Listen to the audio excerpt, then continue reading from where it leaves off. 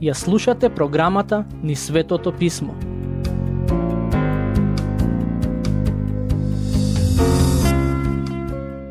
Ке продолжиме со обработка на глава 2 од Евангелието според Матеј. Ако имате Библија, најдете го стих 12. Ке се сетите како во минатите епизоди спомнав дека во глава 2 од Евангелието според Матеј читаме за 4 пророштва, кои се исполнети, а се од географска природа. Прво, за Исус беше пророкувано дека ќе се роди во Витлеем. Второ, дека ќе оди во Египет. Третото е за плачењето во градот Рама. И четвртото е дека Исус ќе биде наречен Назареец. Сите овие нешта беа пророкувани векови пред Христос и тие се исполнија преку неговото раѓање. Стигнавме до делот во кој мудреците од Исток дојдоа во Витлеем да го видат Исус. Тие му донесоа подароци и му се поклонија. Во стих 11 пишува: И штом влегоа во куќата, го видоа младенецот со мајка му Марија. И паднаа, па му се поклонија. Потоа ги отворија своите ковчежиња и му принесоа дарови: злато, ливан и смирна. Златото е символ за неговата царска улога. Ливанот е символ за неговиот живот, додека пак смирната е символ за неговата смрт. Во книгата на пророкот Исаја, глава 60, стих 6, се вели дека кога повторно ќе дојде на оваа земја, мудри луѓе ќе му принесат подароци, но само два – злато и ливан, односно темјан. Причината за тоа е што вториот пат нема да дојде за да умре. Стихови 12 и 13. И откако примија предупредување на сон, не се вратија веќе кај Ирод, туку си заминаа по друг пат за својата земја. А штом си отидоа тие, ете, ангел Господов му се јави на Јосиф на сон, велејки: Стани, земи го младенецот и мајка му, па бегај во Египет и остани таму додека не ти кажам, бидејќи Ирод ќе го бара младенецот за да го погуби. Мудреците предпоставија дека Ирод беше искрен кога рече дека сака да знае повеќе за детето, со цел да дојде и да му се поклони. Но, ако дознаеше каде се наоѓа детето, ќе дојдеше да го убие. Ако Господовиот ангел не ги предупредеше, мудреците ќе се вратеа во Ерусалим. Ќе му кажеа на Ирод се што видоа и тој сигурно ќе направеше се што може за да го погуби. Значи Господ им прати ангел, кој им кажа кои се вистинските намери на Ирод. И затоа тие се вратија дома, не минувајки низ Ерусалим. Можеби се спуштиле јужно кон Хеврон и поминале од југот на Мртвото море. Целта беше да се оддалечат од Ирод што повеќе и што побрзо. Господовиот ангел му се појави и на Јосиф и му кажа дека е време да замине од Витлеем, бидејќи Ирод ќе се обиде да го убие детето. Слушнете која беше реакцијата на Јосиф. Стихови 14 и 15. И тој стана, го зеде младенецот и мајка му ноќно време, па отиде во Египет и таму остана до смртта на Ирод, за да се исполни реченото од Господ преку пророкот кој вели: Од Египет го повикав синот свој. Тука Матеј го цитира текстот од Осија, глава 11, стих 1. Станува збор за неверојатно пророштво, кое не само што од една страна е опис на искуството на Израел кој излезе од Египет, туку од друга страна е најава за Исусовото одење во Египет. Јосиф го зеде семејството и го однесе во Египет. Продолжуваме со читање. Стих 16. Тогаш Ирод, кога виде дека мудреците го надитрија, се разгневи многу и испрати да ги погубат сите машки новороденчиња во Витлеем и по целата негова околина, од 2 годишна возраст и помали, според времето што точно го беше дознал од мудреците. Во следните неколку минути ќе кажам нешто што е предпоставка но дел од неа е заснован врз цврст факт. Очигледно е дека мудреците не дојдоа во ист момент како и овчарите. Овчарите беа први, а потоа стигнаа и мудреците. Знам дека во црковните представи овчарите и мудреците речиси секогаш се појавуваат заедно, но тие на некој начин се разминаа. Овчарите дојдоа кога Јосиф, Марија и Исус беа во штала, но кога пристигнаа мудреците, тие веќе беа преместени во куќа. Кога Ирод ги праша кое време се појави ѕвездата, моја претпоставка е дека тие му рекоа: па ѕвездата се појави отприлика пред година дена. Бидејќи мудреците беа луѓе што потекнуваа од различни краишта од истокот и најверојатно се сретнаа на одредено место и потоа патуваа низ пустината за да стигнат во Ерусалим. Тоа значи дека доста време поминаа патувајки на своите камили. Одењето на камили не може да се спореди со ниту едно од превозните средства што ги имаме денес.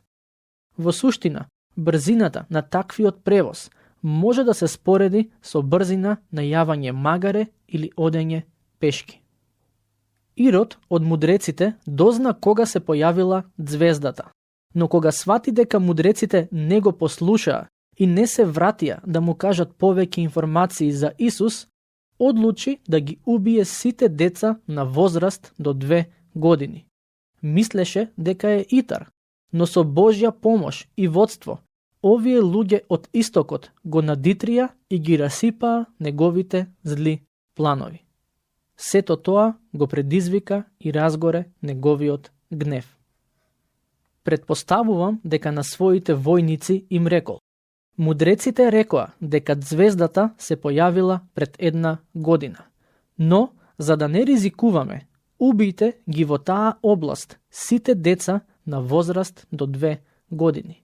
Забележете што пишува во стиховите 17 и 18. Тогаш се исполни кажаното преку пророкот Еремија, кој говори: глас се слуша во Рама, плач и ридање, и пискот голем. Рахила ги оплакува своите чеда и не сака да се утеши, зашто ги нема. Ова е исто така необично пророштво. Еремија не рече глас се слуша во Витлеем, туку во Рама. Зошто е тоа така? Зарем немаше плачење и во Витлеем? Се разбира дека имаше плачење и во Витлеем. Прашањето е, зошто се спомнува Рама, а не Витлеем? Моje лично мислење е дека кога заповедникот на војската на Ирод прашал од каде да почнат со убивањето на децата, Ирод рекол: може би детето не е моментално во Ерусалим. Затоа, ајде да направиме малку поголем круг околу Ерусалим. Убијте ги сите деца од Ерусалим па се до Рама. Патем, Рама се наоѓа на север од Ерусалим на иста оддалеченост како што Витлеем се наоѓа на југ од Ерусалим. Имајќи го тоа на ум, слободно можеме да заклучиме дека по заповед на Ирод во тоа време беа убиени голем број на деца и плач се слушаше од Витлеем, преку Ерусалим па се до Рама. Тие денови беа денови на жалост помеѓу евреите, бидејќи сите нивни деца до 2 години беа убиени, така што пророштвото на Еремија на вистина се исполни. Продолжуваме со читање. Стих 19. А по смртта на Ирод, ангел Господов му се јави на сон на Јосиф во Египет. Многу беше важно за Јосиф да го извлече своето семејство надвор од Египет. Вистина е дека Бог му кажа да ги однесе Марија и Исус таму, но тоа беше само привремено решение. Исус не требаше да расте во Египет, туку неговиот животен повик беше да живее помеѓу евреите и да им се објави како ветениот Месија. За разлика од Мојсей и израелците кои живееја во Египет, Исус требаше да живее во Израел. Ангелот му рече: стани и земи го детето и мајка му и врати се во израелската земја, бидејќи оние кои сакаа да му го одземат животот се мртви. Стихови 21 до 23. Тој стана, го зеде младенецот и мајка му и дојде во земјата Израелска. Но, кога чу дека во Јудеја царува Архелај на местото на татка си Ирод, се уплаши да оди таму.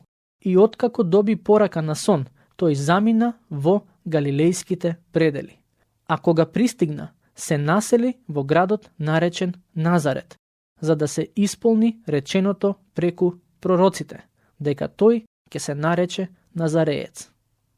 Матеј повторно напоменува дека овие настани се исполнување на уште едно пророштво, кое пак потекнува од стихови како што се Исаја 11.1, Исаја 53.2 и Псалм 22.6.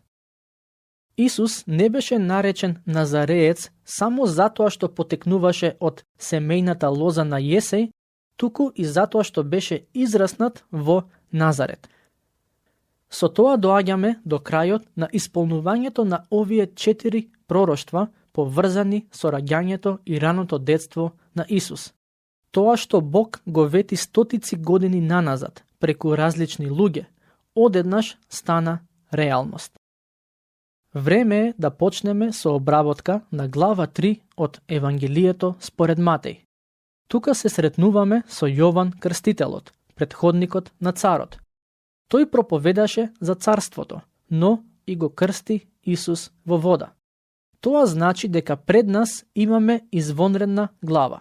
Небесното царство повторно ќе биде една од главните теми во нашето проучување. Ќе почнеме со читање на глава 3. Еве што пишува во првиот стих. Во тие дни дојде Јован Крстител, кој проповедаше во јудејската пустина. Сега одеднаш Матеј го насочува нашето внимание кон Јован Крстител. Ако го имавме само Евангелието според Матеј во Новиот Завет, ќе се запрашавме, од каде сега се појави Јован, која е неговата позадина? Матеј не го одговара тоа прашање. Причината е очигледна. Јован беше некој за кого Малахија пророкуваше, велејќи дека еден гласник ќе го подготви патот за доаѓањето на царот. Тој гласник е токму Јован Крстител. Матеј не сака да обрнуваме премногу внимание на гласникот, туку на неговата порака.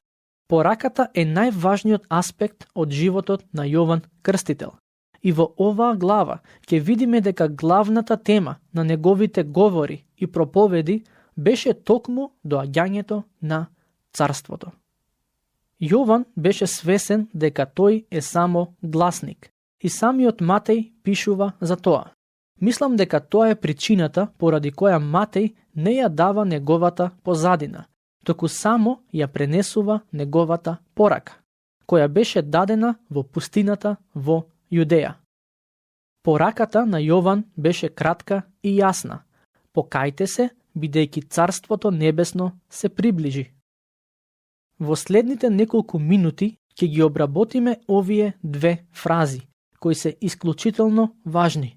Покајте се и царството небесно. Всушност, мислам дека ќе кажам нешто и за значењето на зборовите се приближи. Прво, покајанието во својата суштина значи човек да ја промени насоката на движење. Грчкиот збор кој го преведуваме како покајание е зборот метаноја, што значи промена во начинот на размислување. Замислете дека одите во една насока и одеднаш се вртите во спротивна насока и продолжувате натаму да се движите. Тоа е сликовит опис на зборот покајание. Покајани луѓе се оние што вистински веруваат во Бог и се одрекле од грешниот начин на живење. Покајанието е повик и за оние што се спасени, бидејќи и оние кои го имаат спасението грешат и треба да го променат својот начин на размислување и живење во одредени аспекти. Некој можеби ќе рече, Но зарем не треба и неспасените луѓе да се покајат? Сетете се што му рече Павле на чуварот на затворот во Филипи. Поверувај во Господ Исус Христос. Луѓето што не се спасени, прво треба да поверуваат во Исус Христос, а верата во себе го вклучува и покајанието. Кога некој ќе поверува во Исус, таа личност го напушта стариот начин на живење и на некој начин се врти кон Него. Кога ќе се свртите кон Исус, вие всушност ќе му го свртите својот грб на стариот грешен живот. Од таа гледна точка, мое лично мислење е дека пред се треба неспасените луѓе да ги повикаме да поверуваат во Исус Христос, а не само да се покајат. Второ, за фразата Небесно царство зборувавме и претходно. Станува збор за небесното владење врз земјата, односно владењето на Господ Исус врз земјата. Не можете да имате царство без цар, ниту пак цар без царство. Кога Јован Крстител им вели на неговите слушатели дека небесното царство се приближи, тој всушност сака да им каже дека помеѓу нив е царот. За жал, евреите во тоа време не ја разбраа неговата порака. Некој можеби ќе рече, но зарем небесното царство не е веќе присутно помеѓу луѓето? Одговорот е да.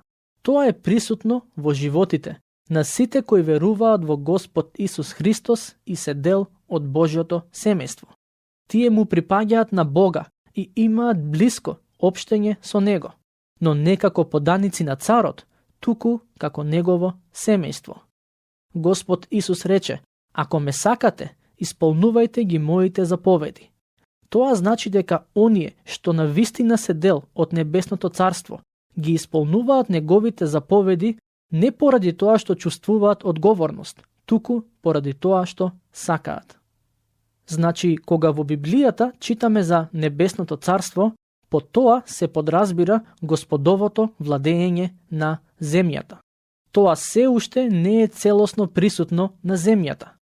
Секој што мисли дека небесното царство е дојдено на светот е човек што не знае што зборува или не е свесен што зборува.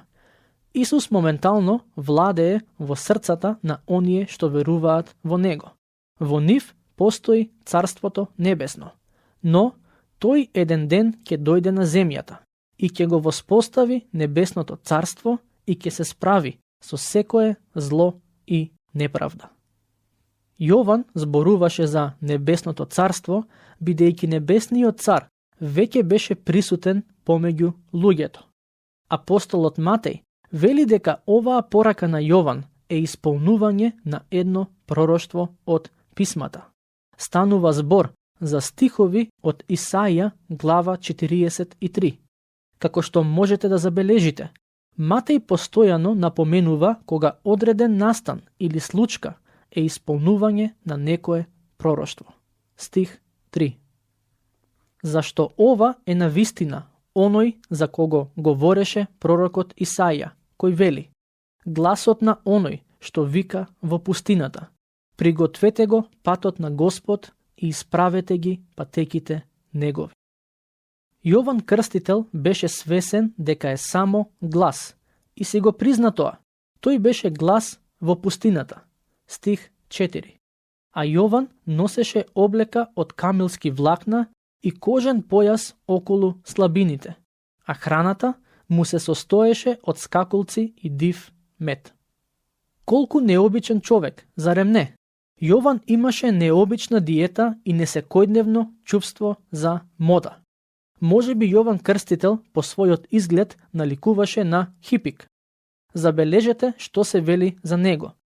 Тој носеше облека од камилски влакна. Имаше кожен појас околу слабините и јадеше скакулци и див мед. Покрај тоа, тој најверојатно не се бричеше, што значи дека имаше долга коса и брада. Но на Јован не му беше важно што другите мислат за него. Тој имаше мисија и неговата мисија е еден вид на мост помеѓу Стариот и Новиот Завет. би можеле да кажеме дека тој е последниот од старозаветните пророци. За него ќе размислуваме во некоја од следните епизоди. Стих 5. Тогаш од Ерусалим и цела Јудеја и од целиот Јордански крај доаѓаа кај него. Луѓето доаѓаа да го слушаат. Тој не изнајми стадион, аудиториум или голема зграда. Тој немаше одбор пред кој беше одговорен за својата служба. Јован воопшто и не проповедаше по големите градови. Ако некој сакаше да го чуе, требаше да оди кај него во пустината. Верувајте ми, Божиот дух навистина беше врз овој човек. Стих 6. И се крштеваа од него во реката Јордан, исповедајки ги своите гревови. Со други зборови, сето ова предизвика некаква промена во животите на луѓето. Преку крштевањето, тие покажуваа дека го напуштаат стариот начин на живење и почнуваат нов. Забележете и нешто друго. Стих 7. А штом виде Јован дека кај него доаѓаат мнозина фарисеи и садукеи за да се крстат, им рече: рожби змиини, кој ви кажа да бегате од гневот што иде? Замислете следната недела за време на богослужба некој да стане и да им каже на луѓето: вие сте змиски рожби. Сигурно тоа ќе биде последен пат да му биде дозволено да каже нешто во црква. Јован користи навистина остри зборови, иако им се обраќа на фарисеите и садукеите, луѓе кои важеа за религиозна елита.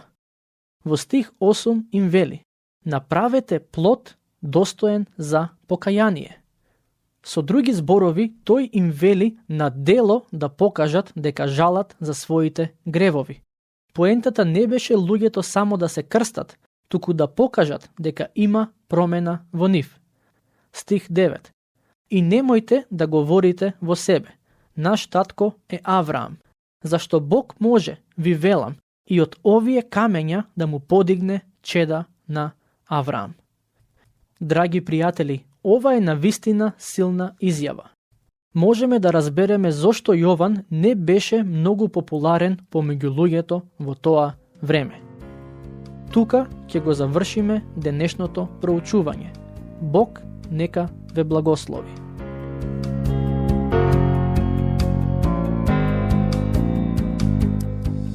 Слушнавте епизода од програмата Низ Светото Писмо. Можете да не слушате и преку мобилна апликација на нашиот YouTube канал и на подкаст платформите како што се Apple и Spotify.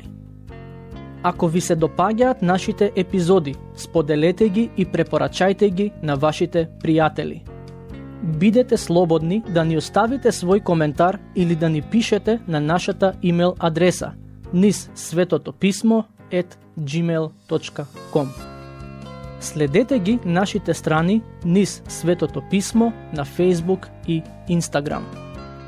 Епизодите од оваа серија можете да ги најдете и на нашата веб страна ttb.twr.org.